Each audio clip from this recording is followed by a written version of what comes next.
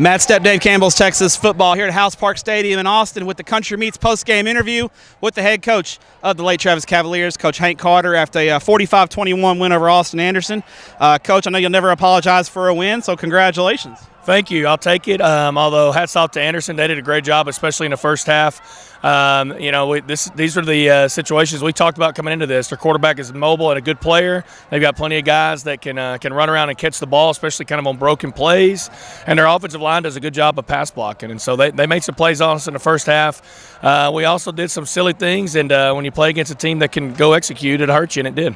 But I thought the second half, you guys put the pedal to the metal and were able to pull away and get the win. Eventually in the fourth quarter, it became a little more comfortable. I thought the key in the second half was your offensive line. I thought they just kind of started the road grade a little bit and got your running game going a little bit. Those guys don't get a lot of publicity. They're not getting the big stats.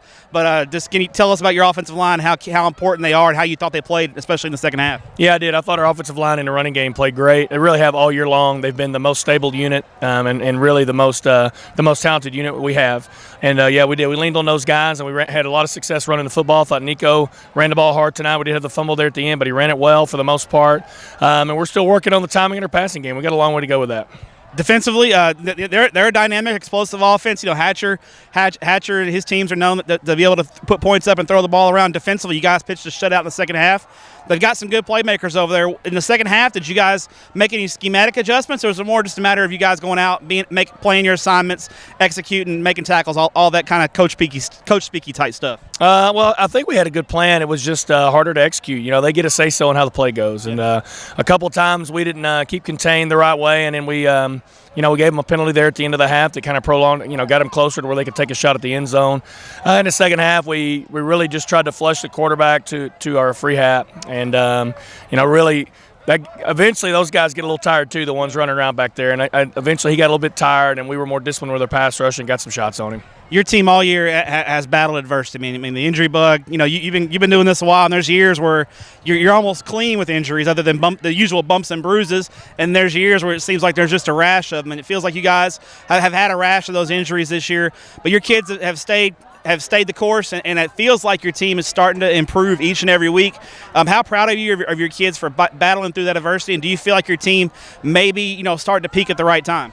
Yeah, I think in the second half we played like a team that I recognize. In the first half we didn't play good enough, and we have had some injuries. I think everybody deals with that. Obviously, not having our starting quarterback and really coming into this the best football player in our program, not having Bo out there most of the year has been tough. And it's really changed how our offensive plan a little bit. But we've got to adapt. Everybody does that. I do think in the second half we played well. I thought we played fast last week too. We've got a big test next week with Dripping Springs. And what those guys bring. Yeah, I was going to say, the district this year, for years and years, this district's been known kind of as, it's Lake Travis, Westlake, and then it's kind of everybody else. Feels like this year the district top to bottom is a lot more competitive. There's a lot more depth in the district. And it's a 9-team district, which makes it a little more challenging. Overall, do you feel like this has been, from your perspective, a lot tougher district this year? Yeah, I think bringing Dripping Springs and Johnson in, along with Anderson, all those are teams that have played well in the last few years. I think that makes the depth a little bit better. Obviously, you got Westlake over there, who's been a state champs for a while. Any district that they're in is going to be pretty good, and so I think it's been more competitive. There's still some lopsided scores though.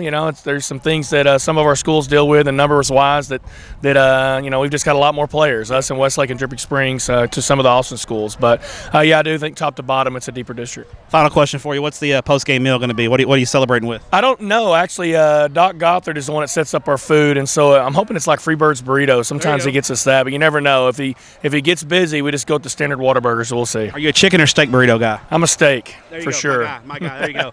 Coach, enjoy the win. Congratulations. Good luck the rest of the season. Hopefully we'll come see you come playoff time. Thank you very much.